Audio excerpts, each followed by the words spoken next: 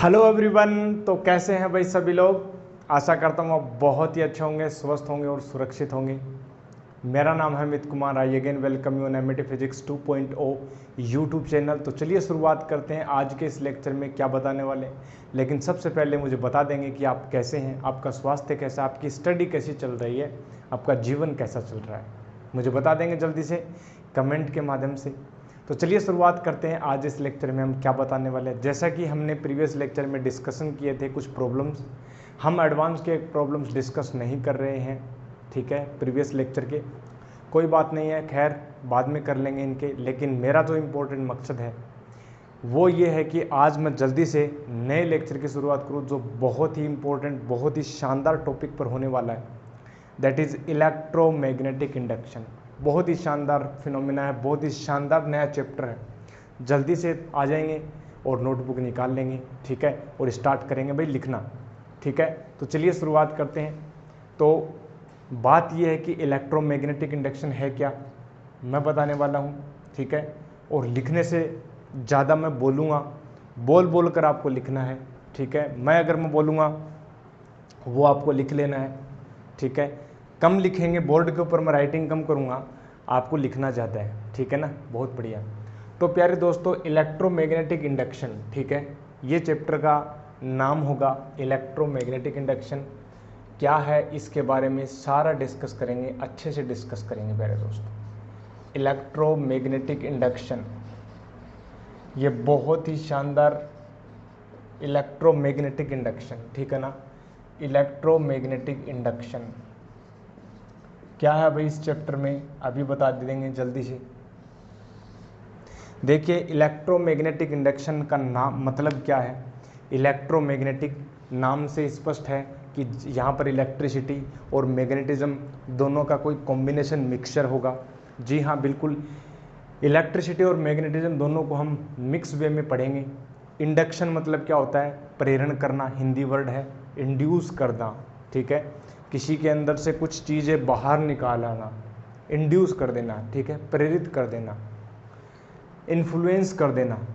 जैसे मैं बात करूं अब तक हमारे पास क्या हुआ था, मैं बात करूं 19th सेंचुरी की। 19th सेंचुरी के स्टार्टिंग में क्या हुआ अपने पास, अपने पास 19th सेंचुरी की स्टार्टिंग फेज में अपने पास ओरस्टेड भाई साहब आ गए थे, ठीक है।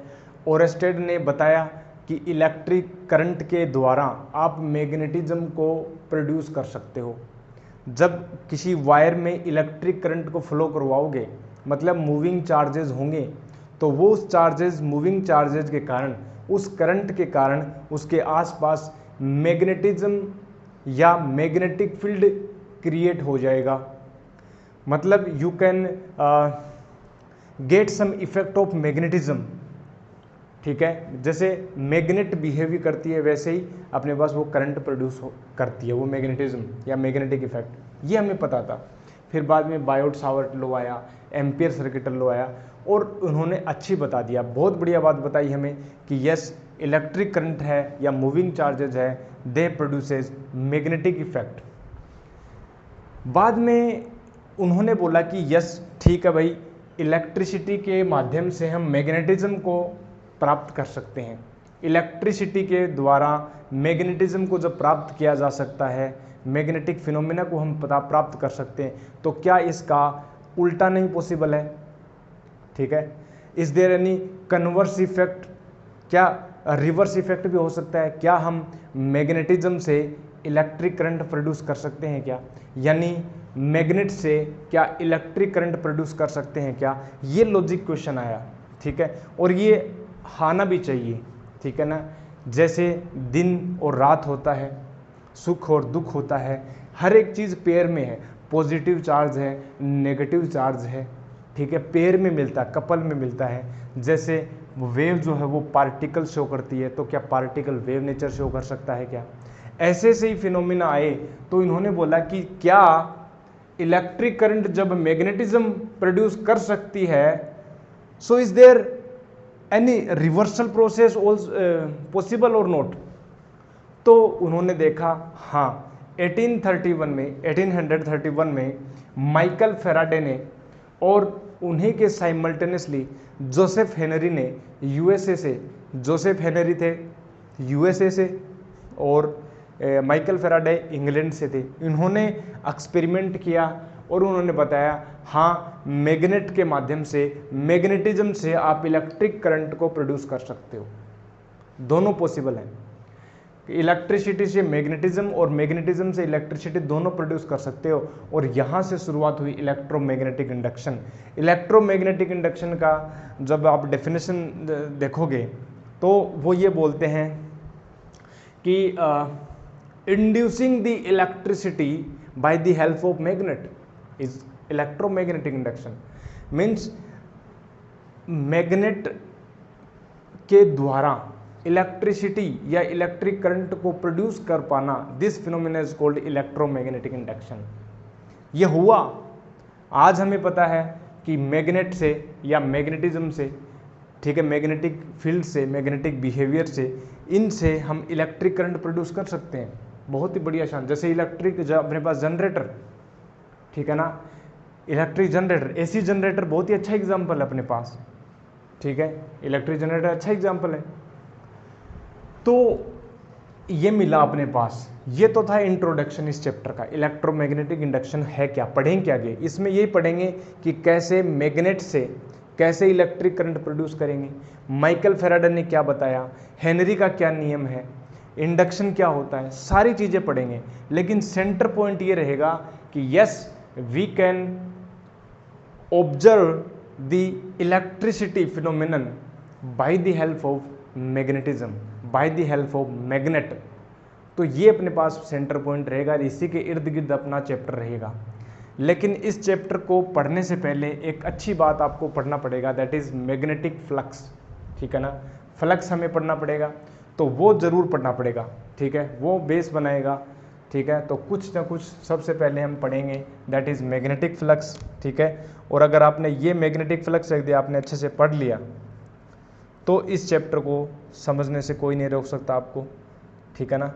तो मैग्नेटिक फ्लक्स आप हेडिंग डालेंगे कि ये मैग्नेटिक फ्लक्स वास्तव में है क्या, ठीक है ना। मैग्नेटिक फ्लक्स, प्यारे दोस्तों, ये मैग्नेटिक फ्लक्स वास्तव में ये है क्या, मैग्नेटिक फ्लक्स, ठीक है ना।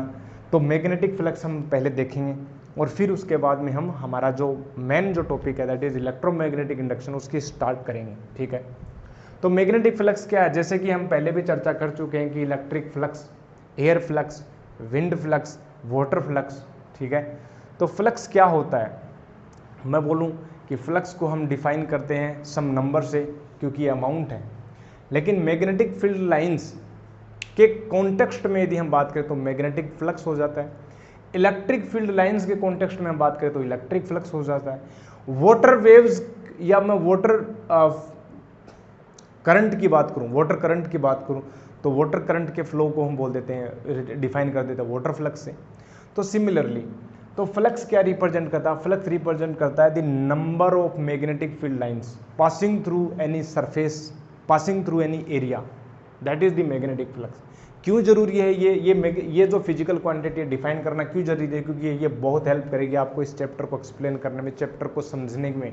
तो मैग्नेटिक फ्लक्स पढ़ेंगे, तो मैग्नेटिक फ्लक्स को इस प्रकार से डिफाइन किया जाता है कि मान लो मैग्नेटिक फील्ड ऐसे फ्लो हो रहा है, ठीक है, मैग्नेटिक फील्ड की डायरेक्शन ये है, ठीक है, मैग्नेटिक फील्ड लाइंस की डायरेक्शन ये है, ओके, मैग्नेटिक फील्ड ऐसे चल रहा है, और उसके पाथ में परपेंडिकुलरली यदि आप कोई एरिया या सरफेस आप रख दो, ठीक है, सरफेस आपने कोई प्लेन रख दिया, कोई कागज़ प्लेन या कोई भी प्लेन, ठीक है, इमेजिनरी आप सोच सकते हो कि एक प्लेन है, हमने प्लेन या सरफेस जो है उसको हमने रख दिया, मैग्नेटिक फील्ड लाइन ऐसे है, तो उस एरिया से कितनी number of magnetic field line passing through the surface which is held perpendicular to the magnetic field lines. तो परपेंडिकुलर होना चाहिए, ये इंपॉर्टेंट बात है, परपेंडिकुलर। अब मुझे एक बात बताओ कि मैग्नेटिक फ्लक्स है वो कब जाएगा ज़्यादा, जितना ज़्यादा एरिया होगा यानी उतना ही मैग्नेटिक फ्लक्स होगा। जितना स्ट्रॉन्ग मैग्नेटिक फील्ड होगा, मतलब मैग्नेटिक फील्ड इंटेंसिटी जितनी ज़्यादा स्ट्रॉन्ग होगी तो मैग्नेटिक फ्लक्स भी ज़्यादा होगा। तो मैं दो क्वांटिटी की बात कर सकता हूँ, the amount of area and the amount of magnetic field lines intensity, यानी B इंटू ए। तो डिफाइन कैसे किया गया, सिंपली डेफिनेशन तो हम लिख सकते हैं, आप लिखोगे, क्या लिखोगे, द मैग्नेटिक फील्ड लाइंस, ठीक है ना, मैग्नेटिक फ्लक्स क्या होता है ये आप लिखोगे, ठीक है ना, क्या लिखोगे, the number of magnetic field lines passing through any surface which is held perpendicular to the direction of magnetic field lines, ठीक है, and it is defined as the product of,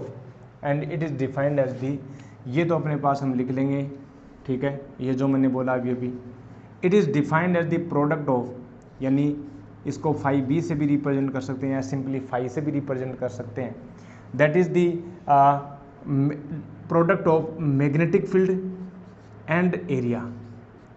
यहाँ पर ये मैग्नेटिक फील्ड याद रखना, ये B क्या है, ये बी है, that is this should be, ठीक है ना, या मैं एरिया की बात कर लूँ, एरिया जो मैग्नेटिक फील्ड की डायरेक्शन के परपेंडिकुलर होना चाहिए, या मैं ऐसे बोल सकता हूँ दिस शुड बी, या मैग्नेटिक फील्ड जो एरिया की डायरेक्शन में होना चाहिए, ठीक है, दिस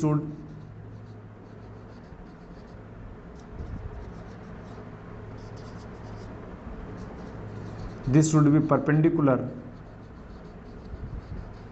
ठीक है, टू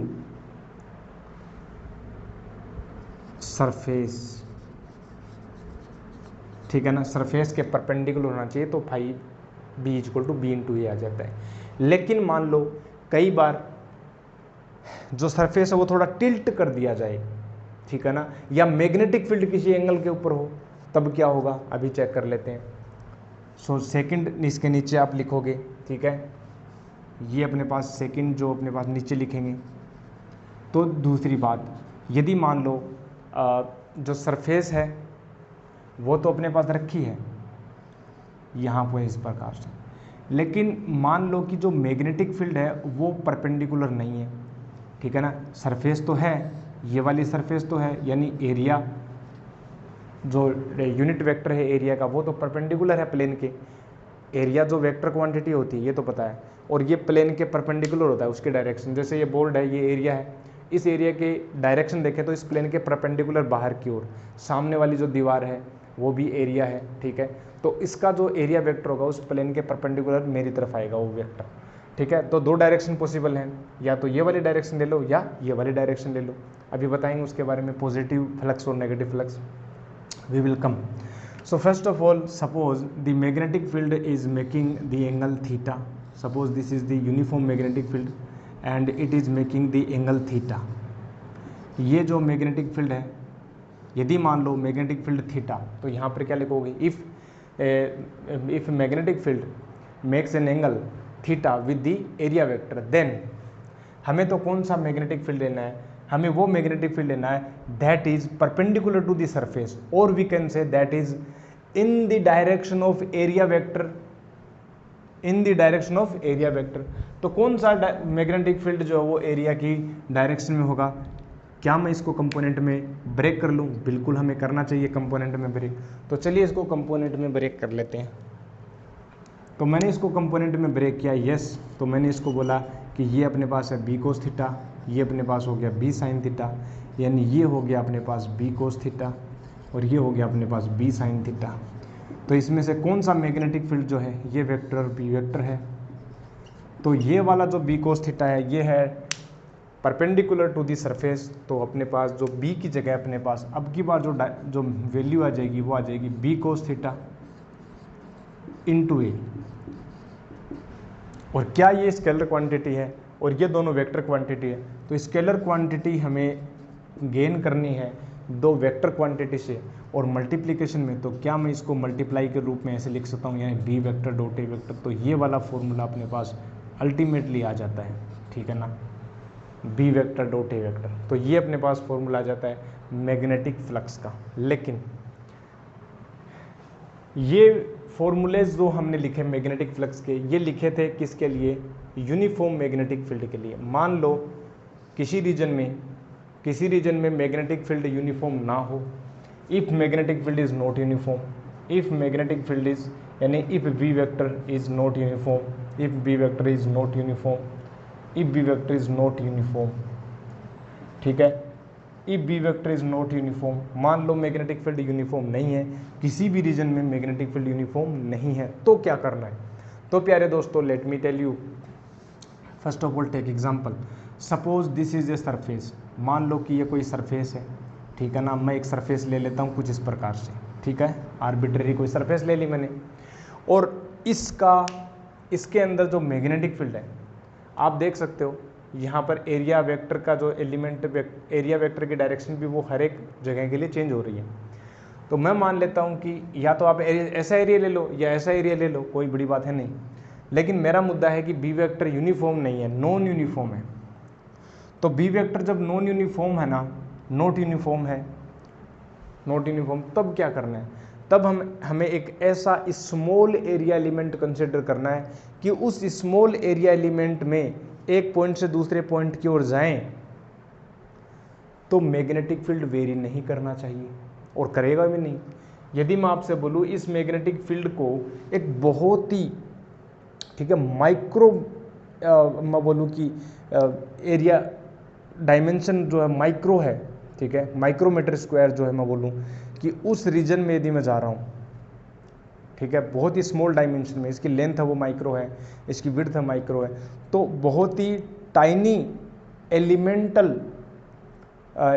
एरिया वेक्टर के लिए मैं क्या बोल सकता हूँ कि वो मैग्नेटिक फील्ड जो वो यूनिफॉर्म मान सकते हैं। तो मान लेते हैं कि एक छोटा सा एलिमेंट ले लेते हैं, यानी छोटा सा एलिमेंट ले लेते हैं, ये एरिया डी ए एलिमेंट, क्या है ये डी ए एलिमेंट हमने ले लिया, और इसकी जो डायरेक्शन है at this situation, suppose this is an cap, और यहाँ पर जो मैग्नेटिक फील्ड है ना वो यूनिफॉर्म नहीं है, ठीक है, ऐसे है, वेरी कर रहा है। मान लो ये मैं बोल देता हूँ कि ये जो है मैग्नेटिक फील्ड है, ठीक है ना, ये मैग्नेटिक फील्ड है कुछ इस प्रकार से, ये जो है वो नॉन यूनिफॉर्म है, डायरेक्शन अलग अलग है। तो क्या मैं ऐसे बोल सकता हूँ कि इस सिचुएशन में छोटे से एरिया एलिमेंट के लिए इस मैग्नेटिक फील्ड को मैं क्या मान सकता हूँ कि कांस्टेंट और यूनिफॉर्म मान सकता हूँ? क्या छोटे से के लिए, छोटे से एरिया एलिमेंट के लिए क्या मैग्नेटिक फील्ड को मैं यूनिफॉर्म मान सकता हूँ? यस सर, आप मान सकते हैं, छोटे से के लिए कोई चेंज नहीं होने वाला। तो छोटे से, ये तो अपने पास हम इंटीग्रेशन मेथड में करते हैं ना, तो इस छोटे से, ठीक है, एरिया के लिए जाने वाला जो स्मॉल फ्लक्स है, एलिमेंट जो फ्लक्स होगा, उसके लिए मैं रिप्रेजेंट करूँगा इंटीग्रेशन, यानी डी फाई बी जो है यहाँ के लिए मैं लिख सकता हूँ वो अपना फॉर्मूला। क्या मैग्नेटिक फील्ड को कांस्टेंट मान सकता हूँ, यानी बी वेक्टर, और किसने एलिमेंट के लिए, डी ए वेक्टर के लिए। तो इस सिचुएशन में यदि मेरे को टोटल सरफेस के लिए, ये सरफेस है ऐसे, इसके लिए मेरे को मैग्नेटिक फ्लक्स यदि निकालना है, तो क्या मुझे इंटीग्रेशन कर देना चाहिए B vector dot D A vector के लिए एस। तो क्या ये जो फॉर्मूला हम यूज़ कर सकते हैं जब मैग्नेटिक फील्ड जो है यूनिफॉर्म ना हो, नॉन यूनिफॉर्म हो, तब मैग्नेटिक फ्लक्स को कैलकुलेट करने के लिए? जी बिल्कुल, ये कर सकते हैं हम फॉर्मूले। अब मैं बात करूँगा आगे, ये तो मैग्नेटिक फ्लक्स हो गया कंप्लीट डिस्कशन, इसकी डेफिनेशन क्या है, उसका फॉर्मूला क्या है। लेकिन मुझे अब बात करना चाहिए कि क्या है ये number of magnetic field lines हैं, ठीक है, ये स्केलर क्वांटिटी है, क्या है ये स्केलर क्वांटिटी है। तो बिल्कुल छोटे छोटे पॉइंट हैं, आपको लिखना है कि yes, magnetic flux is a scalar quantity, magnetic flux is a scalar quantity, okay, and depends on the amount of intensity of magnetic field and the area and the angle also the between b vector and a vector। तो yes, scalar quantity है, it is a scalar quantity, ये जो है scalar quantity है। क्या मुझे इसकी unit बता देनी चाहिए, ठीक है ना, क्या मुझे इसकी डायमेंशनल फॉर्मूला या डायमेंशन लिखनी चाहिए? यस, चलिए डायमेंशंस लिखते हैं हम, पहले डायमेंशनल फॉर्मूला लिखते हैं, ठीक है ना, डायमेंशनल फॉर्मूला लिख लेते हैं इसका। क्या मुझे डायमेंशनल फॉर्मूला लिख लेना चाहिए क्या? यस, मुझे इसका डायमेंशनल फार्मूला लिख लेना चाहिए। तो डायमेंशनल फार्मूले के लिए मैं ये यूज़ ले लेता हूँ, ठीक है, फार्मूला यानी b इंटू ए। तो क्या फाई बी जो है, चूँकि यदि मैं बात करूँ फाई बी b इंटू ए है, ये तो मीटर स्क्वायर में हो जाएगा, लेकिन इसको फंडामेंटल क्वांटिटीज़ में कैसे चेंज करेंगे, तो देखो फॉर्मूला क्या होता था, F इक्वल टू होता Q V B sine theta, तो बी जो हो जाएगा F अपॉन, ठीक है ना, क्यू वी साइन थीटा आ जाएगा क्या, Q V sine theta, theta की कोई यूनिट होती नहीं है, कोई डायमेंशन होता नहीं है, तो ये ए हो गया। अब यहाँ से देखना, यदि मैं इसकी डायमेंशनल चेक करना चाहूँ ना, डायमेंशनल फार्मूला यानी फाइव बी का जो डायमेंशनल फार्मूला है, क्या फोर्स का डायमेंशनल फार्मूला हमें पता है, यस m1l1t-2 होता है। क्या एरिया का L2 होता है क्या, बिल्कुल होता है। क्या Q जो है वो I इंटू टी यानी एम्पियर इंटू सेकेंड होता है, यानी A इंटू टी, और ऊपर की तरफ आएगा तो क्या A की पावर -1 और T की पावर -1 हो जाएगी। वेलोसिटी जो होता है मीटर पर सेकंड होता है, यानी मीटर जो है यानी ऊपर आएगा L-1 पर सेकंड होता है, तो T पॉजिटिव आ जाएगी। तो यहाँ से ये अपने पास जो है इसका डायमेंशनल फार्मूला बनेगा। तो क्या मुझे लिख लेना चाहिए कि यस T से T यहाँ से कैंसिल आउट हो जाएगा, और यहाँ से देखो ये L-1 एक L-1 कैंसिल हो जाएगी, यानी मैं लिख सकता हूँ कि M1L2, ठीक है ना, M1 अपने पास हो गया L2, और यहाँ पर हो जाएगा T-2 और यहाँ पर हो जाएगा A-1। This is the dimensional formula, ठीक है। और इसकी यूनिट भी लिख लेते हैं, चलिए। ऐसा यूनिट जो होती है इसकी, ऐसा यूनिट में बात करूँ तो ऐसा यूनिट जो है एक बहुत ही famous physicist that is Weber, complete नाम नहीं है लेकिन वेबर जो फिजिसिस्ट थे, ठीक है, इन्होंने बहुत अच्छा इन्वेंशन किया था, शायद इलेक्ट्रोमैग्नेटिक ग्राफ नाम से क्या है वो, कोई अपरेटस का उन्होंने आविष्कार किया था, और इनका बहुत बड़ा योगदान है मैग्नेटिज्म में, इलेक्ट्रोमैग्नेटिक इंडक्शन में स्पेशली। तो उनके जो ओनर के ऊपर हम ऐसा यूनिट रखते हैं दैट इज़ वेबर। तो वेबर जो ऐसा यूनिट है, और यहाँ से मैग्नेटिक फील्ड की जो यूनिट हो जाएगी टेस्ला, यानी टेस्ला मीटर स्क्वायर, ठीक है, टेस्ला मीटर स्क्वायर 1 वेबर। तो वेबर जो होगा यानी 1 वेबर में बोल दूँ, 1 वेबर जो है उसको बोल सकते हैं 1 टेस्ला और इंटू 1 मीटर स्क्वायर। तो टेस्ला मीटर स्क्वायर जो है इसकी वेबर की यूनिट है, ठीक है, वेबर, ये तो इसकी ऐसा यूनिट है। लेकिन सीजीएस यूनिट की बात करूं, ठीक है, तो क्या कर रहे हैं, पहले इसको नोट करेंगे प्यारे दोस्तों।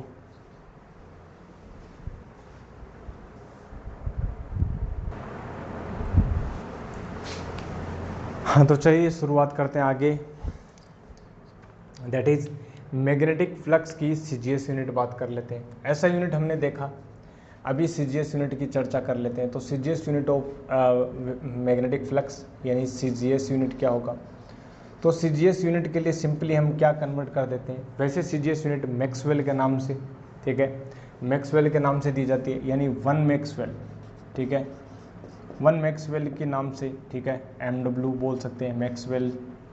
तो जैसे टेस्ला है तो मैग्नेटिक फील्ड की जो सीजीएस यूनिट है वो गॉस हो जाएगी, तो यानी कि 1 गॉस, ठीक है, और मीटर स्क्वायर को हम लिख देंगे सेंटीमीटर स्क्वायर। तो ये हो जाएगी सीजीएस यूनिट। अब यदि मैं बात करूं कि रिलेशन बिटवीन सीजीएस यूनिट और ऐसा यूनिट हम कन्वर्ट कर सकते हैं, ओके, कैसे, देखो, क्या 1 वेबर जो था, क्या 1 वेबर जो था वो था 1 टेस्ला इंटू 1 मीटर स्क्वायर था क्या, जी बिल्कुल था। क्या 1 टेस्ला जो होता है वो 10⁴ गाउस होता है, जी बिल्कुल। और क्या मीटर जो है वो 10⁻² यानी 100 सेंटीमीटर, यस। तो 10⁻, अपने पास 4 सेंटीमीटर स्क्वायर हो जाएगा। तो क्या 10⁸ इंटू गाउस हो जाएगा क्या, यस। 10⁻ जो है 8 है, क्या वो मैक्सवेल हो जाएगा।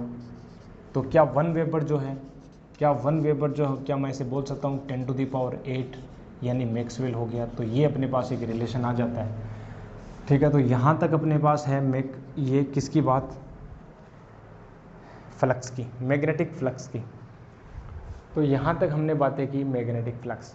तो एक छोटा सा टॉपिक था जिसको करना बहुत ज़रूरी था, क्यों, क्योंकि ये हेल्प करेगा आपको समझने में इलेक्ट्रोमैग्नेटिक इंडक्शन होता क्या है, ठीक है, कैसे हम इलेक्ट्रिक करंट को जनरेट करते हैं, कैसे हम मैग्नेट्स का यूज़ करते हैं, ओके।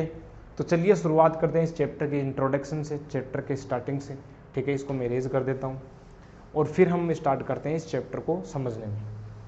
तो जैसा कि मैंने बताया पहले कि इलेक्ट्रोमैग्नेटिक इंडक्शन क्या होता है वास्तव में, तो वापस से बताते हैं।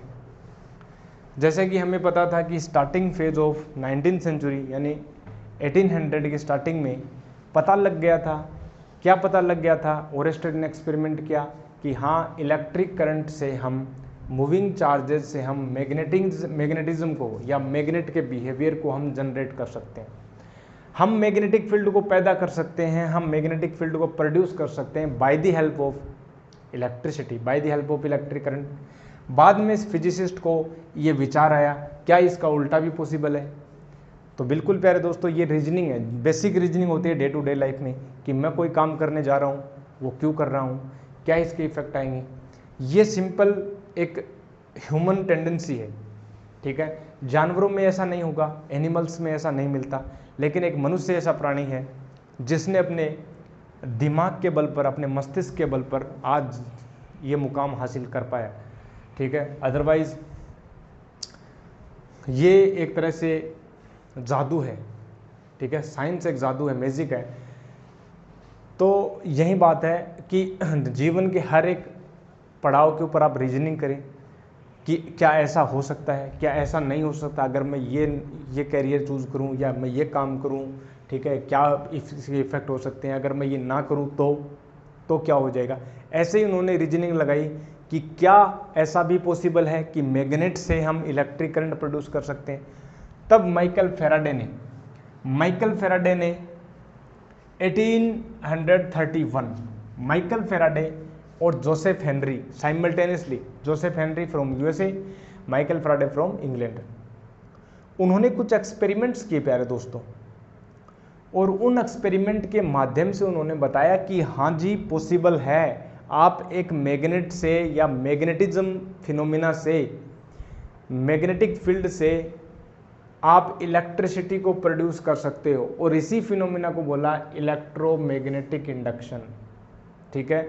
तो ये जितनी भी मैंने बातें लिखी है इसको आपको लिखना है, लिख सकते हैं इंट्रोडक्शन में कि 1831 में इन्होंने किया, माइकल फेराडे ने और जोसेफ हेनरी ने, उन्होंने इन्वेंट किया, उन्होंने जो है एक्सपेरिमेंट्स की।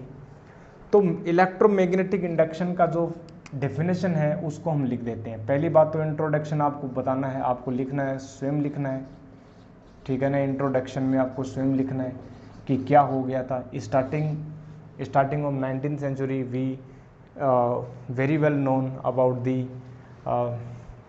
that the electric current produces magnetic fields, and in this field we know the laws of Oersted, ठीक है, ampere circuit law, Biot Savart law.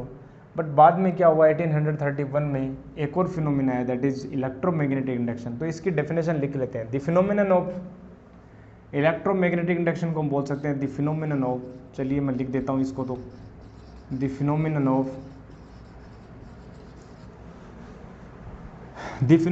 Producing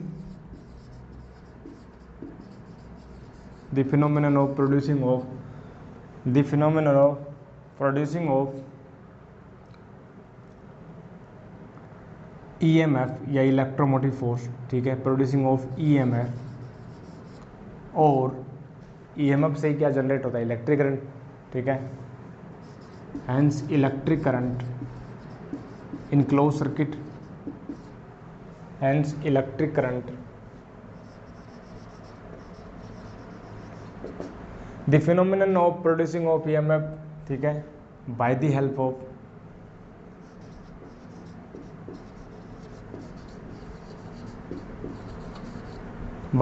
of magnetism या by the help of magnets, ठीक है, या magnetic flux भी बोल सकते हैं।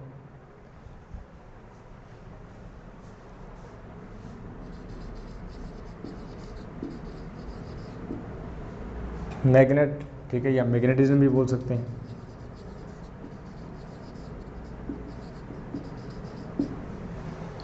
ठीक है, is called the electromagnetic induction.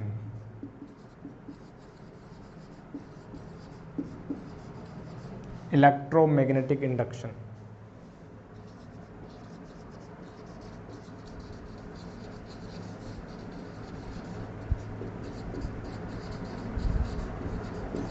क्या मैं इसे बोल सकता हूं, the producing of electricity by the magnetism या मैग्नेट, ठीक है, और simply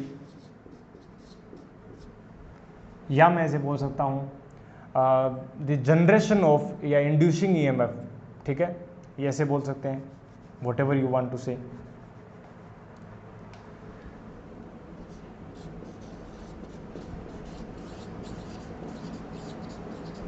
the production of electricity,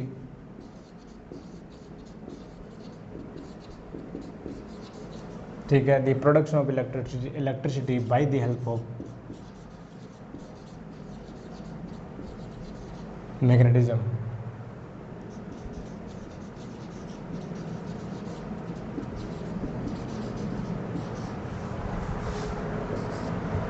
ये अपने पास ये बहुत ही अच्छा एग्जाम्पल है, बहुत ही अच्छा डेफिनेशन इलेक्ट्रोमैग्नेटिक इंडक्शन की। लेकिन इंट्रोडक्शन में आपको ये भी लिखना है कि जोसेफ हेनरी और माइकल फैराडे ने कुछ एक्सपेरिमेंट्स किए और इसके माध्यम से उन्होंने वो बात की। ये जितनी भी बातें मैं बोल रहा हूँ प्यारे दोस्तों, आपको लिखना है अच्छी सी लैंग्वेज में, इंग्लिश में आपको अच्छे से लिखना है, ठीक है, whatever language you want to write, Hindi में भी लिख सकते हैं, ठीक है।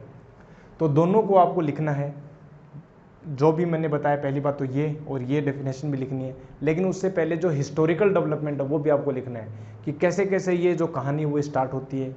1800 जो है उसके स्टार्टिंग में अपने पास पता था, ओरेस्टेड भाई साहब का पता था, ओरेस्टेड के एक्सपेरिमेंट पता था, ampere circuit law, Biot Savart law. लेकिन बाद में 1831 की बात है, 1831 में माइकल फैराडे और जोसेफ हेनरी ने अलग अलग उन्होंने अपने फील्ड्स में एक्सपेरिमेंट्स किए और उन्होंने पाया कि ये ऐसा होता है, और उनके एक्सपेरिमेंट्स की हम चर्चा करेंगे। चलिए हम डिस्कस कर ही लेते हैं। पहला एक्सपेरिमेंट उन्होंने ये किया, तो एक्सपेरिमेंट्स इन इलेक्ट्रोमैग्नेटिक इंडक्शन, ठीक है ना। तो एक्सपेरिमेंट नंबर 1 कर लेता हूँ। पहली बात तो हेडिंग ये डालेंगे कि एक्सपेरिमेंट्स, ठीक है, एक्सपेरिमेंट्स जो हैं उन्होंने किए, एक्सपेरिमेंट्स उन्होंने किए, ठीक है, ओके। तो एक्सपेरिमेंट्स उन्होंने ये किए, एक्सपेरिमेंट्स क्या क्या किए, या आगे लिख सकते हैं made by Michael Faraday and Joseph Henry. तो एक्सपेरिमेंट्स में फर्स्ट जो एक्सपेरिमेंट है यानी एक्सपेरिमेंट नंबर 1, तो उसको हम डिस्कस करने जा रहे हैं। कैसे पता चला कि ऐसा होता है, ठीक है। उन्होंने ये किया, पहली बात, एक कॉपर कोयल ली, ठीक है, इंसुलेटेड कॉपर कोयल ली, कोयल कॉपर वायर, और उनको वाउंड कर दिया और एक कोयल बना दी। उस कोयल से एक सेंसिटिव गैल्वेनोमीटर अटैच कर दिया, कुछ इस प्रकार से सेंसिटिव गैल्वेनोमीटर उन्होंने अटैच कर दिया। मैं बना रहा हूं, चलिए, ये अपने पास उन्होंने अटैच कर दिया।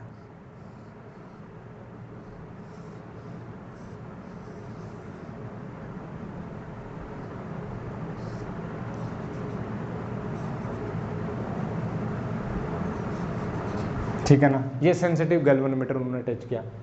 ये कोयल है, उन्होंने ये किया, पहली बात उन्होंने ये ऑब्जर्वेशन किया कि जब इस कोयल के पास में एक मैग्नेट को लाया जाए, देखिए एक्सपेरिमेंट क्या किया उन्होंने, ये तो पता है, चलो ठीक है, मैग्नेट के द्वारा उन्होंने इलेक्ट्रिसिटी को जनरेट किया, लेकिन कैसे उन्होंने 1 by 1 सेटअप किया है, कैसे किया उन्होंने ये किया। पहले नॉर्थ पोल को, जैसे ये नॉर्थ पोल है मैग्नेट का, और इस नॉर्थ पोल को जो है उस कोयल के पास में लेके आ रहे हैं, और वो जो नॉर्थ पोल को ऐसे एक्सिलरेटिंग, मतलब एक्सिलरेटेड वे में लेके आ रहे हैं, उसको उसकी वेलोसिटी इंक्रीज करते हुए उसके पास लेके आ रहे हैं ऐसे, ठीक है, इस कोयल के पास में लेके आए हम एक्सिलरेटिंग में, या हम ऐसे भी लेके आए, कैसे भी लेके आओ, लेकिन लेके आना है, और मोशन होनी चाहिए इसकी, ठीक है।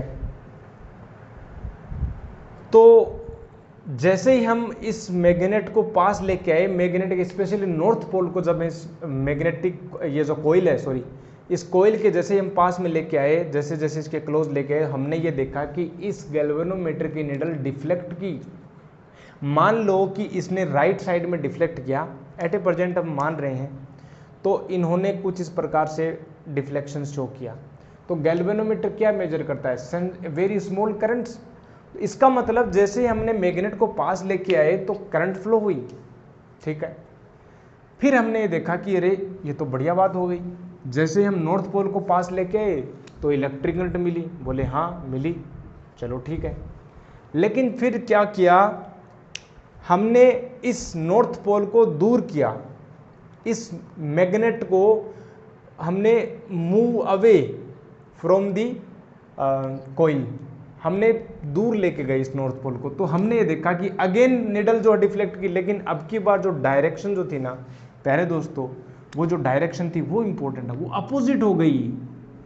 डायरेक्शन क्या हो गई, अपोजिट डायरेक्शन में इसने डिफ्लेक्ट किया। वाह, अपोजिट डायरेक्शन में इसने डिफ्लेक्ट कर दिया जब हमने इस नॉर्थ पोल को दूर लेके गए। ठीक है, इसका मतलब करंट है, लेकिन अब की बार डायरेक्शन चेंज हो गई फ्लो होने की। तीसरा ऑब्जर्वेशन हमने क्या किया, एक काम करो, इसको रेस्ट पर रख दो, इस नॉर्थ पोल को, ठीक है, इस मैग्नेट को रेस्ट पर रख दिया, तो हमने देखा कि कोई करंट ही फ्लो नहीं हुई, कोई करंट फ्लो नहीं हुई। ये ऑब्जर्वेशन एक, पहली बात, फर्स्ट पॉइंट। दूसरी हमने क्या किया, अब की बार साउथ पोल को लेके आओ। जब हमने साउथ पोल को लेके आए, जब हम साउथ पोल को लेके आए, इस मैग्नेट के साउथ पोल को, और सेम जो रिपीटेशन हमने किया जैसे हमने नॉर्थ पोल के साथ किया, सेम हम पास लेके आए, दूर लेके आए और रेस्ट पर रखा। अब की बार जो रिजल्ट मिला वो मिला तो सेम, लेकिन अपोजिट मिला। मतलब साउथ पोल को जब पास में लेके आ रहे हैं तो ये जो निडल है वो राइट साइड में डिफ्लेक्ट ना होकर के लेफ्ट साइड में डिफ्लेक्ट हुई, मतलब उस नॉर्थ पोल के अपोजिट उन्होंने बिहेवियर शो किया। डिफ्लेक्ट तो अभी भी हुई, लेकिन डिफ्लेक्शन की जो डायरेक्शन वो अलग हो गई। ऐसे ही साउथ पोल को जब दूर लेके आए तो डिफ्लेक्शन राइट साइड में हो गया, जब इसको रेस्ट पे रखा तो करंट जीरो हो गई, मतलब कोई डिफ्लेक्शन नहीं हो। ये एक्सपेरिमेंट क्या दर्शा रहा है प्यारे दोस्तों, इन एक्सपेरिमेंट को आपको स्वयं लिखना है। क्या क्या किया मैं वापस रिपीट करता हूं। ए पॉइंट लगाओगे, ए पॉइंट लगाकर क्या लिखोगे, when north pole of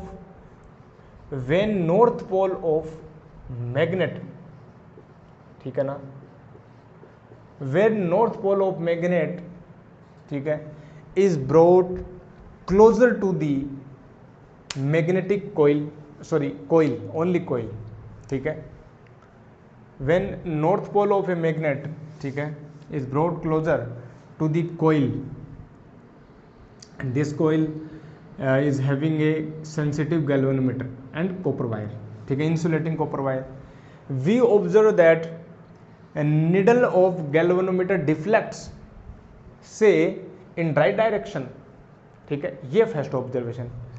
but when we move away the north pole of the magnet from the coil, then we again see, then we again observe that then the needle of galvanometer deflects, but in the opposite direction, say left। तो ये second. Third जो है, when we keep the magnet at rest, then there is no any deflection in the galvanometer, मतलब current zero. और fourth जो आप लिखोगे, and when we repeat the same experiment with the south pole, then we observe the reversed result, ठीक है, as we got in the case of north pole. सब कुछ repeat, जब हमने रिपीट किया साउथ पोल के साथ, तो ऑब्जर्वेशन जो है, जो हमने देखा, रिजल्ट जो था वो सारा क्या हो गया, उल्टा हो गया। राइट वाली जो निडल थी, जो पहले राइट में डिफ्लेक्ट कर रही थी, वो लेफ्ट में डिफ्लेक्ट करने लगी। जो अपने पास लेफ्ट वाली जो निडल थी वो राइट में डिफ्लेक्ट करने लग गई। तो ये सारी बातें आपको खुद को लिखना है, ठीक है, मैंने बोल दिया, हिंट दे दी, आपको स्वयं को लिखना है। तो उन्होंने बोला चलो ठीक है, करंट तो बह रही है, और करंट बिना इलेक्ट्रोमोटिव फोर्स के नहीं बह सकती, बिना पोटेंशियल डिफरेंस के, बिना वोल्टेज के क्या इलेक्ट्रिक करंट फ्लो हो सकती है? नहीं हो सकती। Electric current means what? The flow of moving charges, and charge can not move, charge only moves in the presence of difference, potential difference. तो यहाँ पर इलेक्ट्रोमोटिव फोर्स जनरेट कैसे हुआ, क्या हुआ, ऐसा क्या हुआ, तो इसकी एक्सप्लेनेशन क्या दी गई, इस एक्सपेरिमेंट की एक्सप्लेनेशन क्या दी गई प्यारे दोस्तों, जो आज हम जानते हैं कि ये जो फिनोमेना इलेक्ट्रोमैग्नेटिक इंडक्शन के कारण हो रहा है, लेकिन वास्तव में ऐसा क्यों हो रहा है, ये तो पता है चलो करंट फ्लो हो रही है, लेकिन ऐसा क्या हो गया कि इस मैग्नेट के पास आने पर और दूर जाने पर ऐसा क्या हो गया। मान लो नॉर्थ पोल को हम लेके आए पास में, तो ऐसा क्या हो गया प्यारे दोस्तों, आप मुझे देखकर बताओ, मुझे देखकर नहीं, सॉरी, बोर्ड को देखकर बताओ, क्या बताओगे आप, ये बताओगे कि ऐसा क्यों हो रहा है। ऐसा क्यों हो रहा है कि इस मैग्नेट को जब हम इस कोइल के पास में लेके जाते हैं तो ऐसा क्या हो गया कि इसके अंदर करंट फ्लो होने लग गई। देखो हमने टच भी नहीं किया, यही तो मज़ा है, मैजिक है फिजिक्स का, कि ये कोइल है, इस कोइल को हमने टच भी नहीं किया किसी वायर से, हम बस पास लेके आ रहे हैं। ऐसा क्या हो गया, इसके अंदर तो यदि मैं पास से इसके बीच में तो वैक्यूम ओनली एयर है, ऐसा क्या हो गया। तो उन्होंने बताया कि वास्तव में हुआ कुछ नहीं है, हुआ ये है कि हमें पता है कि ये जो मैग्नेट है, इस मैग्नेट के चारों ओर क्या है, इसका मैग्नेटिक फील्ड है, क्या है इसका मैग्नेटिक फील्ड, ठीक है ना प्यारे दोस्तों, क्या है इसका मैग्नेटिक फील्ड, और क्या मैग्नेटिक फील्ड लाइंस हैं। और जैसे जैसे आप जब इसको पास लेके आओगे तो इस कोइल से जो संबद्ध, ठीक है, जो एसोसिएटेड जो मैग्नेटिक फील्ड लाइंस हैं उनकी नंबर बढ़ेगी, मतलब मैग्नेटिक फ्लक्स बढ़ेगा। तो जैसे जैसे नॉर्थ पोल को जब आप पास लेके आ रहे हो तो मैग्नेटिक फ्लक्स बढ़ रहा है, ठीक है, associated magnetic flux to the coil with the coil is increasing, so we get electromotive force. और जब नॉर्थ पोल को हम दूर लेके जा रहे हैं तो मैग्नेटिक फ्लक्स घट रहा है, तो भी इलेक्ट्रिक करंट फ्लो हो रही है, ठीक है। हमने ये देखा कि जितना ज़्यादा हम इसकी स्पीड बढ़ाते हैं, पास ले जाने की, पास लाने की, दूर ले जाने की, तो हमने देखा, क्या देखा हमने ये देखा कि जो ईएमएफ है उसका मैग्नीट्यूड भी बढ़ जाता है, उसकी वैल्यू भी बढ़ जाती है। इसका मतलब हम ये बोल सकते हैं कि जो इलेक्ट्रोमोटिव फोर्स है वो directly depends on the rate of change of magnetic flux associated with the coil, ठीक है।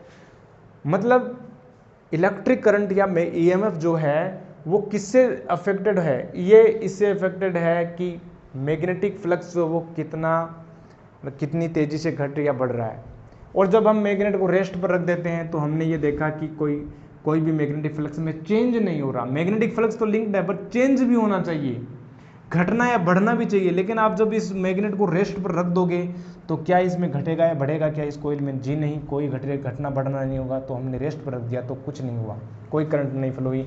तो फिर हमने पता किया कि यस, उन्होंने बोला ईएमएफ जो वो directly proportional is the rate of change of flux, ठीक है, लिंक्ड विद दी कोइल। और ये हम पढ़ेंगे, ठीक है, ये हम पढ़ेंगे माइकल फेराडे के लॉज में, ठीक है। ये पहला एक्सपेरिमेंट उन्होंने ये बताया और इनकी एक्सप्लेनेशन इस प्रकार से दी गई इस एक्सपेरिमेंट नंबर 1 की। ये उन्होंने किया और फिर उन्होंने पता किया कि वास्तव में ऐसा हो सकता है कि मैग्नेट के द्वारा भी, by the help of magnet we can produce electromotive force, we can produce the electricity, electric current. इसी को बोलते हैं magnetic effect, sorry electromagnetic induction. This effect is called electromagnetic induction, the producing of electricity by the help of magnetism या magnet, that is called the electromagnetic induction. तो ये experiment number 1 था Michael Faraday Joseph Henry का। Second experiment भी किया गया, ठीक है ना, सेकंड एक्सपेरिमेंट भी किया गया और फिर हम थर्ड एक्सपेरिमेंट भी देखेंगे। तो तीनों एक्सपेरिमेंट में रिजल्ट यही आएगा कि जब जब इलेक्ट्रोमोटिव फोर्स प्रोड्यूस हो रहा है, ईएमएफ प्रोड्यूस हो रहा है, तो तब जो है वो चेंज ऑफ मैग्नेटिक फ्लक्स होगा ही होगा उस लिंक से, उस कोइल से, ठीक है। तो ये अपने पास एक्सपेरिमेंट नंबर 1 था, ठीक है। फिर हम बातें करेंगे एक्सपेरिमेंट नंबर 2 की भी, ओके। तो पहले इनको नोट कर लेंगे और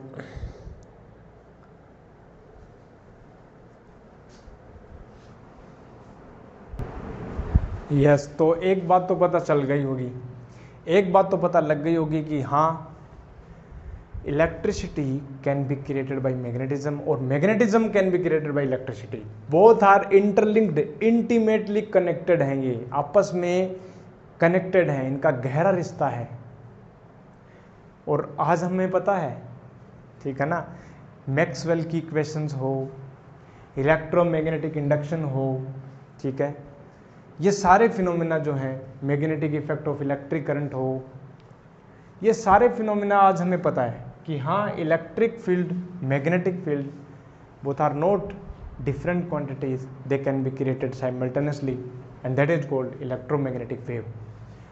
तो हाँ, अब हम पढ़ेंगे आगे फर्दर एक्सपेरिमेंट नंबर 2, फिर एक्सपेरिमेंट नंबर 3। वास्तव में एक्सपेरिमेंट नंबर 2 कुछ नहीं है, मैक्सवेल ने फैराडे ने क्या किया, अब की बार जो एक कोयल ले ली, और हमें पता है करंट कैरिंग कोयल, जो करंट कैरिंग कोयल एक मैग्नेट की तरह बिहेव करता है, तो करंट कैरिंग कोयल को आगे पीछे लेके गए, ठीक है, वो सेकंड एक्सपेरिमेंट नंबर 2 हो गया। एक्सपेरिमेंट नंबर 2, एक्सपेरिमेंट नंबर 3 में उन्होंने 2 सोलेनोइड ले ली और उन्होंने एक सोलेनोइड को गैल्वेनोमीटर से अटैच कर दिया, दूसरे सोलेनोइड को जैसे स्विच ऑन किया, एक मोमेंटरी डिफ्लेक्शन मिला गैल्वेनोमीटर की निडल में, जैसे ही उसको ऑफ किया तो मोमेंटरी डिफ्लेक्शन मिला। तो वो हम देखेंगे नेक्स्ट लेक्चर में। आज इस लेक्चर में बस इतना ही रखेंगे। एक्सपेरिमेंट नंबर 1 डिस्कस किया, आपको इंट्रोडक्शन करवाना था इस चैप्टर से कि वास्तव में इस चैप्टर में है क्या। मैग्नेटिक फ्लक्स आपको बता दिया, इंट्रोडक्शन हमने स्टार्ट कर दिया और एक्सपेरिमेंट नंबर 1 डिस्कस किया। तो बने रहिएगा, नेक्स्ट लेक्चर में हम डिस्कस करेंगे इलेक्ट्रोमैग्नेटिक इंडक्शन में एक्सपेरिमेंट नंबर 2। प्यारे दोस्तों, मेरा ये मानना है कि यदि आपका थ्योरेटिकल पोर्शन बहुत ही स्ट्रॉन्ग है, आपको डेप्थ से आपको पता है कि वास्तव में इस चैप्टर में, इस टॉपिक में कहना क्या चाहता है, अगर आपकी वो कॉन्सेप्ट बहुत ही बेहतरीन है, साथ में आपकी मैथ बहुत शानदार है, आपकी मैथमेटिक्स बहुत ही शानदार है और रीजनिंग शानदार है, बाद में आपका इस दुनिया का ऐसा कोई क्वेश्चन नहीं है आप उस टॉपिक से सोल्व नहीं कर सकते।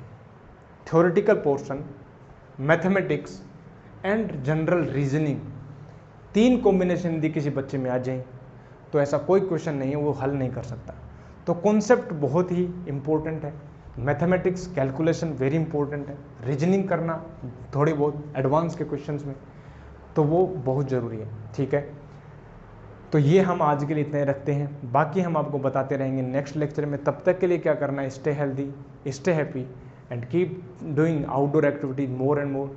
आई will meet you in next lecture. तब तक के लिए थैंक यू वेरी मच।